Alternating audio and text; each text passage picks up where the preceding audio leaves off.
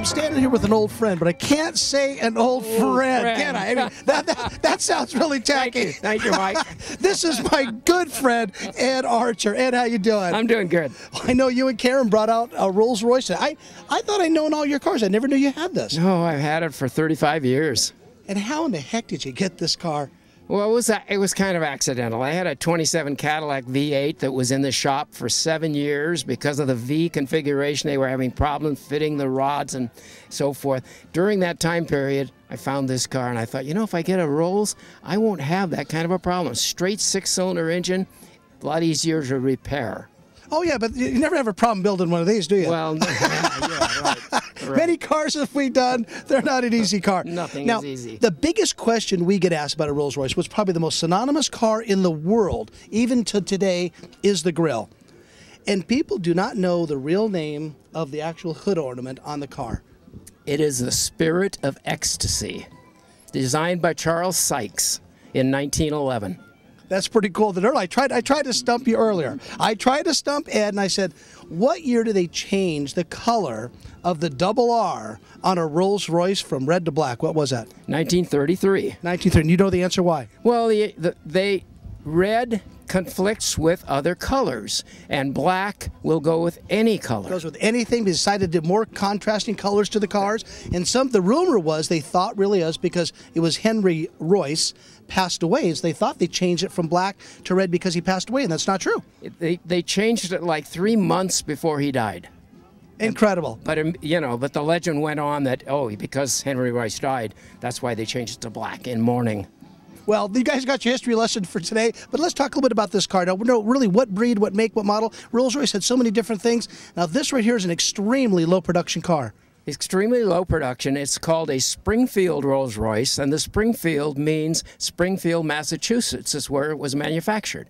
And I don't mean Rolls-Royce shipped parts over to Springfield, Massachusetts, and they assembled them there. They actually made the parts here in the USA to strict Rolls-Royce standards. I mean, Henry Royce oversaw everything, and so they made them in Springfield, Massachusetts from 1921 to 1931.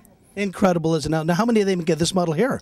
This particular model, there was 13 of this body style built. So there's a multitude of different body styles. The Phantom 1, they built 1,240 Phantom 1s from 1926 to 1931. Incredible. Now, an event like this today, why I really like doing this when we tape the show, besides, you know, the cool car culture, you know, you got the Street Rodder, classic cars, your vintage group and all this stuff.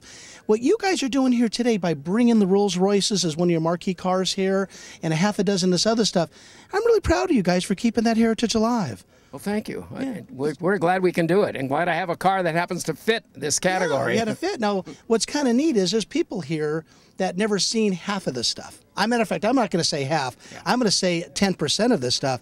And the smile on their faces, and then learning the history, like talking to you that knows this, that's really pretty cool. And introduce yourself. John Carey. John, nice to see you. All How right, you Mike. doing? Good. Thank you. Now, all right. You do not see a Rolls Royce or a Bentley Woody anywhere and everywhere. And here's the show here today put on a fantastic display of some Rolls Royces, don't you think? Rolls Royce and Bentley. Yeah. Yeah. Now tell me a little bit about your car. All right. It's a 1929 20 horsepower shooting brake. And the shooting brake came from the term of using it in estates to go out and hunt with the dogs and guns. So this was a support vehicle for doing that sport. Hey, now how long you had this car? I bought it in 1978. And you did the restoration work yourself? Absolutely everything myself except the stitching on the leather seats. Oh, what a spectacular job. The rest of the leather. Thank you. Now, how about Rolls-Royce, of course, is cars that have some history. Of course, history goes way, way, way, way back.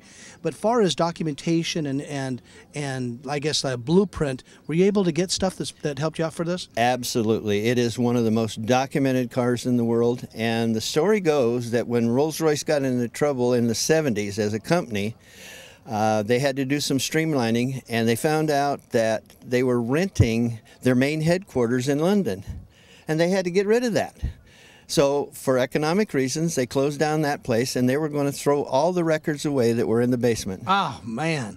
And a club was formed, and support was garnered to rescue all of that stuff, and it is now in the archives at the headquarters for the Rolls-Royce Enthusiast Club in Britain. You can get a blueprint the size of a desk for a part for this car. And they're all over there. I visited it and I've seen it. And like you said, Rolls-Royce is one of the very few cars in the world that really can. Delahaye is another company that's very, very good about documentation. Yeah. But of course, you brought up just a beautiful car here, John. Well, we're gonna go over this thing with our camera, but you know, supporting this event and supporting the vintage classic car world, you're part of it. And guys like you, we need more guys like you to bring this stuff out. Thank you.